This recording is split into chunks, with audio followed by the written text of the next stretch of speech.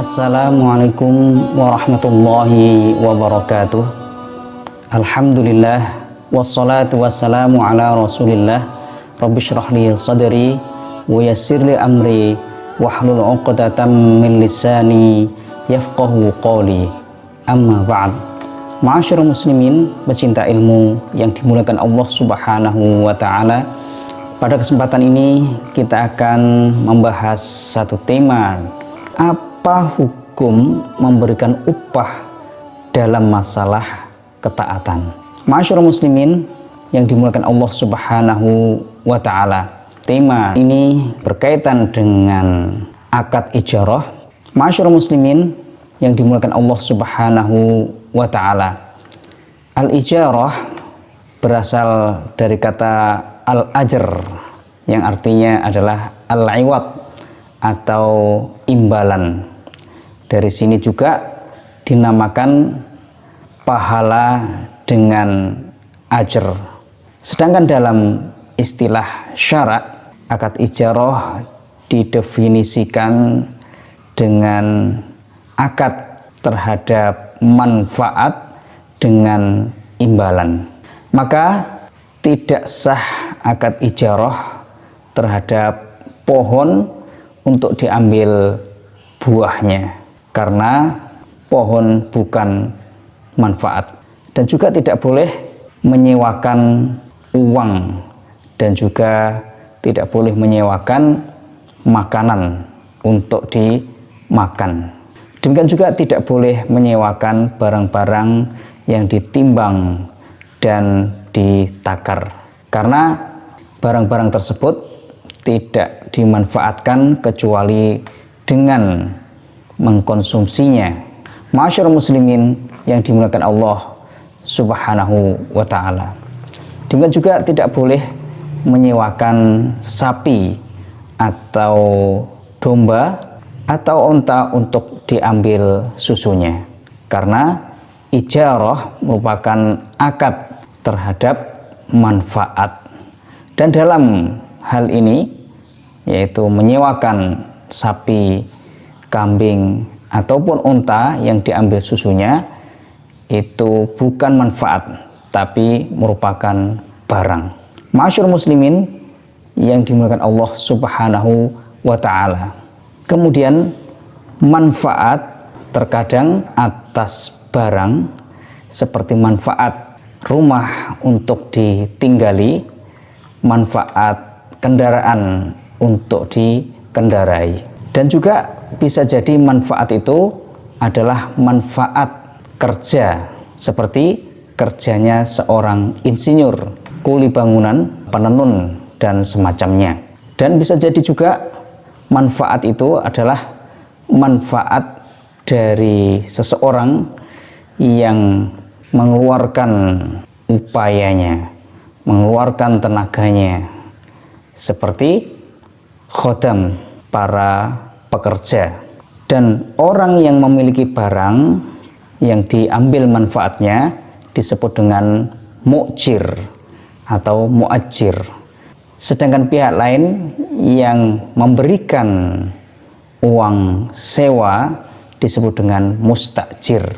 Sedangkan barang yang menjadi objek transaksi disebut dengan ma'jur. Dan uang yang diberikan atau imbalan yang diberikan atas manfaat tersebut disebut dengan ajr atau ujrah. Dan bagi orang yang menyewakan barangnya memiliki ujrah atau uang sewa tersebut, karena akad ijarah merupakan akad muawadhah. Ma'asyiral muslimin yang dimuliakan Allah Subhanahu wa ta'ala.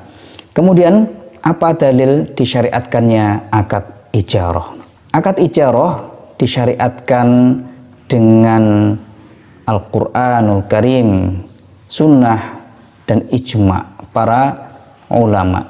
Allah Subhanahu wa ta'ala dalam sebuah ayat berfirman, A'udzubillahi minasyaitonirrajim, Bismillahirrahmanirrahim, wa in aradtum an tastardi'u auladakum fala junaha alaikum idza sallamtum ma ataitum bil ma'ruf wattaqullaha wa'lamu annallaha bima ta'maluna basir.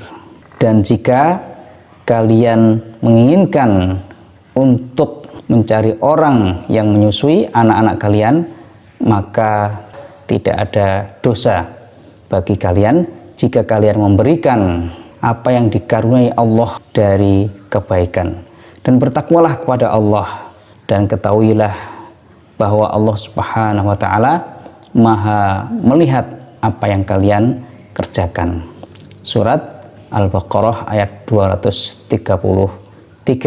Dan Allah Subhanahu wa ta'ala dalam sebuah ayat berfirman, a'udzubillahi minasyaitonir rajim, qalat ihdahuma ya abati ista'jirhu inna khairan man ista'jartal qawiyyul amin. Salah seorang di antara kedua putri Nabi Syuaib mengatakan, wahai ayahku, sewalah dia. Sungguhnya sebaik-baik orang yang kau sewa adalah orang yang kuat dan dapat dipercaya.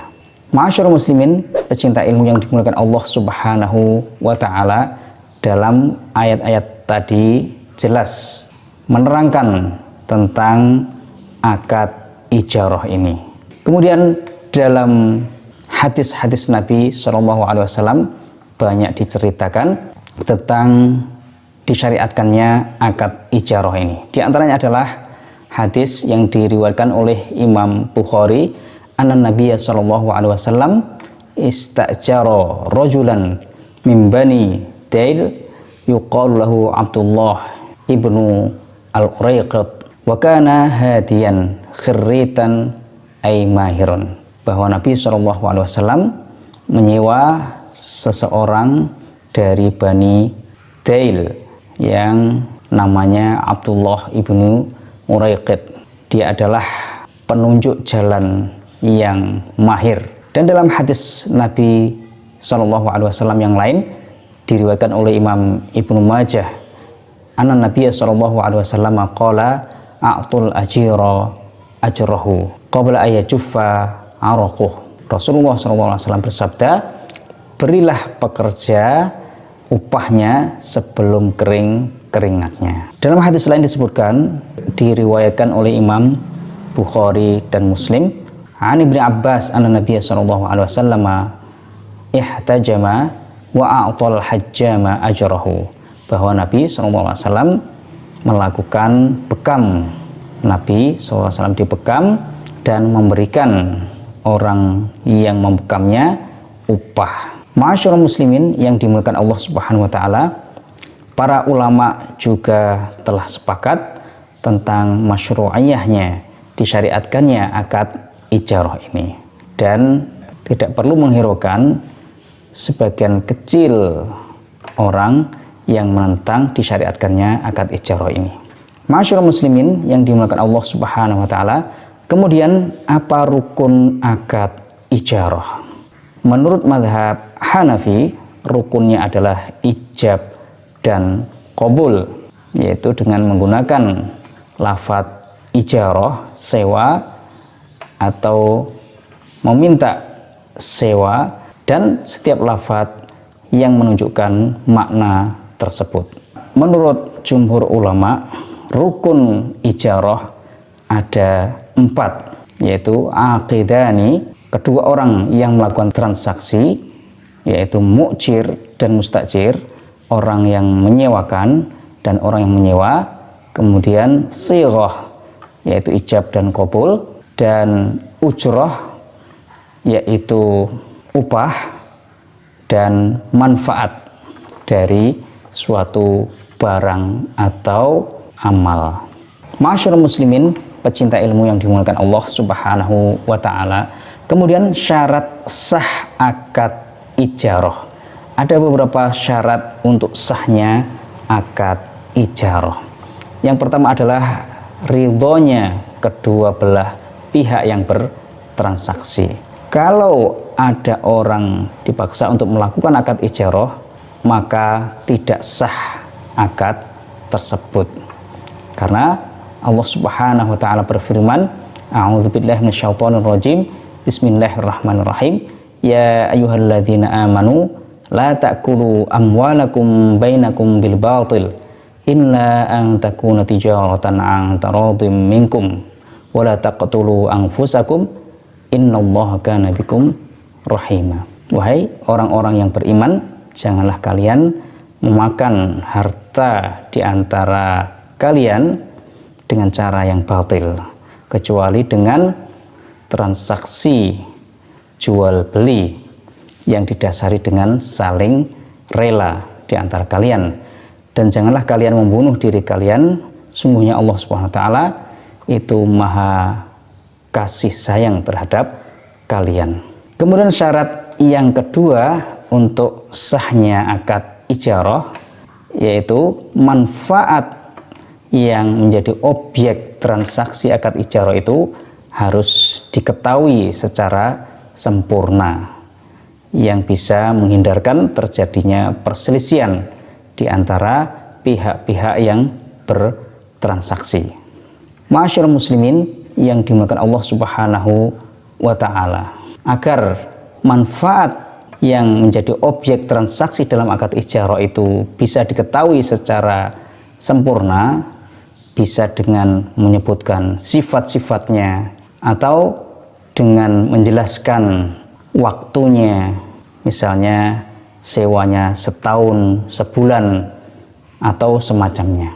Dalam akad ijarah juga bisa dengan menjelaskan pekerjaan yang diminta. Ma'asyiral muslimin yang dimuliakan Allah Subhanahu wa taala, kemudian syarat yang ketiga adalah bahwa barang yang disewakan harus bisa diambil manfaatnya secara hakiki maupun secara syar'i. Di antara ulama ada yang mensyaratkan syarat ini, maka tidak boleh akad ijarah terhadap barang yang masih belum jelas bagiannya. Misalnya barang itu milik beberapa orang dan bagian masing-masing belum ditentukan bagian yang mana, maka tidak sah menyewakan barang yang belum ditentukan bagiannya tersebut. Ini adalah mazhab Abu Hanifah dan Zufar. Sedangkan jumhur ulama membolehkan menyewakan barang yang belum ditentukan bagiannya tersebut secara mutlak. Ma'asyiral muslimin yang dimuliakan Allah Subhanahu wa taala, kemudian syarat yang keempat adalah bahwa manfaat dari barang yang menjadi objek akad ijarah merupakan manfaat yang dibolehkan secara syara', seperti menyewakan kitab, menyewakan buku untuk dibaca, dan juga menyewakan rumah untuk ditempati, menyewakan jaring untuk mencari ikan dan semacamnya. Maka para ulama mengatakan tidak boleh menyewakan suatu barang yang tujuannya untuk maksiat, seperti memberikan upah kepada dukun yang meramal masa depan. Maka kaidahnya dalam hal ini al-istijaru al-ma'siyah la yajuz. Menyewakan suatu barang dalam hal kemaksiatan maka tidak dibolehkan. Kemudian syarat sahnya ijarah yang kelima adalah bahwa upah dalam akad ijarah harus berupa harta yang bernilai dan diketahui secara jelas, bisa dengan dilihat atau bisa dengan disifati, karena ujroh merupakan harga dari manfaat, dan syarat dari suatu harga harus diketahui secara jelas berdasarkan hadis Nabi SAW, man istajara ajiran falyu'limhu ajrah. Barang siapa yang menyewa tenaga seorang, maka hendaknya dia menjelaskan berapa upahnya. Hadis riwayat Abdur Razzaq dari Abi Sa'id. Imam Abu Zar'ah mengatakan yang benar adalah hadis ini mauquf pada sahabat Abi Sa'id. Ma'asyiral muslimin yang dimuliakan Allah Subhanahu wa taala.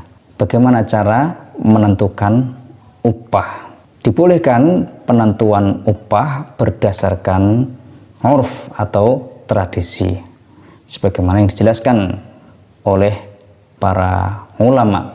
Dan dalam masalah upah, boleh upah itu diserahkan di depan, boleh juga ditunda berdasarkan kesepakatan kedua belah pihak. Ma'asyiral muslimin yang dimuliakan Allah Subhanahu wa taala. Kemudian apa hukum memberikan upah dalam masalah ketaatan? Misalnya dalam baca Al-Qur'an, dalam mengajari ilmu agama dan yang lainnya. Para ulama berbeda pendapat tentang hukum memberikan upah dalam masalah ketaatan ini. Dalam mazhab Hanafi, memberikan upah dalam masalah ketaatan seperti sholat atau puasa atau haji atau membacakan Al-Quran, berazan dan semacamnya, maka tidak boleh mengambil ujroh atau upah atas amal-amal tersebut, karena Nabi SAW bersabda, Iqra'ul Qur'an wa la ta'kulu bihi, bacalah Al-Quran dan jangan kalian makan dari bacaan Al-Quran tersebut. Artinya janganlah mengambil upah dari bacaan Al-Quran tersebut. Dan sabda Nabi SAW kepada Amr bin As, wa in ittakhadhta mu'adzinan fala ta'khudh 'alal adzani ajran. Jika engkau mengangkat seorang muadzin, maka janganlah kalian mengambil upah atas azan tersebut, karena amal-amal atau ketaatan-ketaatan tersebut merupakan ibadah kepada Allah Subhanahu wa taala. Maka kalau sudah mendapatkan pahala dari Allah Subhanahu wa taala, maka tidak boleh mengambil upah. Masyaallah muslimin yang dimuliakan Allah Subhanahu wa taala, demikian juga dalam mazhab Hambali tidak diperbolehkan mengambil upah atas amal-amal ketaatan kepada Allah Subhanahu wa taala. Sedangkan dalam mazhab Maliki dan mazhab Syafi'i dan Zahiri diperbolehkan mengambil ujroh, mengambil upah atas amal-amal ketaatan seperti membaca Al-Quran, mengajarkan Al-Quran, mengajarkan ilmu, karena pengambilan upah atas pekerjaan-pekerjaan tersebut merupakan mengambil upah terhadap pekerjaan yang diketahui dan imbalannya diketahui juga. Maka diperbolehkan dalam mazhab Maliki, Syafi'i dan Ibnu Hazm al-Zahiri. Ma'asyiral muslimin yang dimuliakan Allah Subhanahu wa taala, dasar mazhab Maliki, Syafi'i dan al-Zahiri yaitu hadis yang diriwayatkan oleh Imam Al-Bukhari dari Ibnu Abbas radhiyallahu anhuma, bahwa ada sekelompok sahabat Nabi SAW melewati kampung Mak yang di dalamnya ada seorang yang terkena sengatan serangga. Maka salah seorang di antara mereka menawarkan kepada para sahabat tersebut, apakah di antara kalian ada yang bisa meruqyah? Karena di daerah Mak ini ada orang yang tersengat serangga. Maka salah seorang sahabat memenuhi panggilan tersebut dan membacakan surah Al-Fatihah pada orang yang disengat tersebut dan sembuh dengan izin Allah Subhanahu wa taala.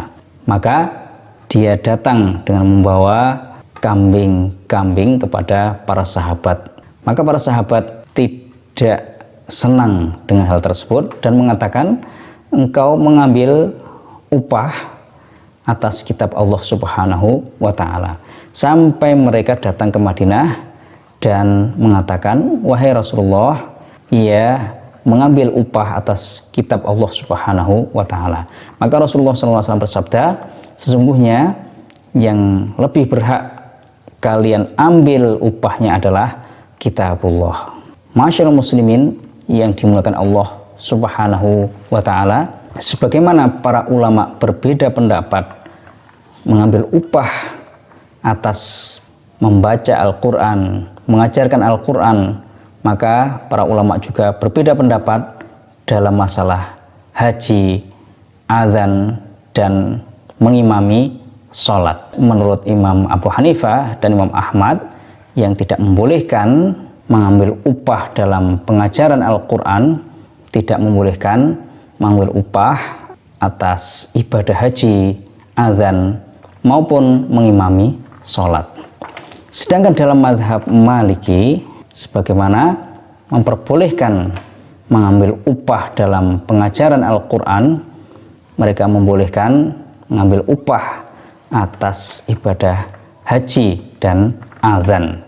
Sedangkan dalam masalah ngimami sholat, menurut Imam Malik tidak boleh mengambil upah atas pekerjaan mengimami sholat kalau pekerjaannya hanya mengimami sholat.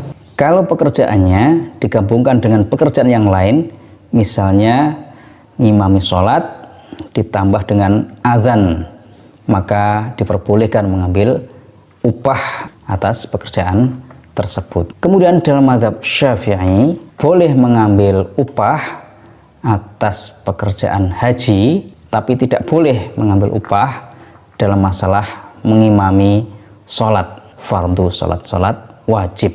Ma'asyiral muslimin yang dimuliakan Allah Subhanahu wa Ta'ala, kemudian dalam masalah memandikan mayit, mentalqini, kemudian menguburkannya, dalam mazhab Syafi'i dibolehkan mengambil upah atas pekerjaan-pekerjaan tersebut.